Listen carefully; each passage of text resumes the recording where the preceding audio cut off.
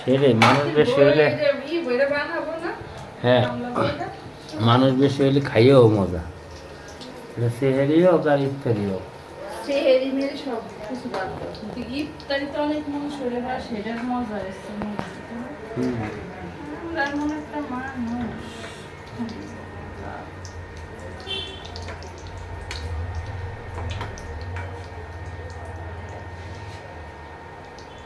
আজকে আবার পোলা দেব মসজিদে,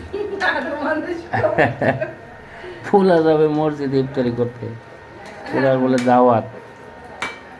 আর আমরা দুইজন করবো, এই জন্য অল্প অল্প করে বানাচ্ছি সব। চিকেন, চিংড়ি, চিংড়ি ভাজা।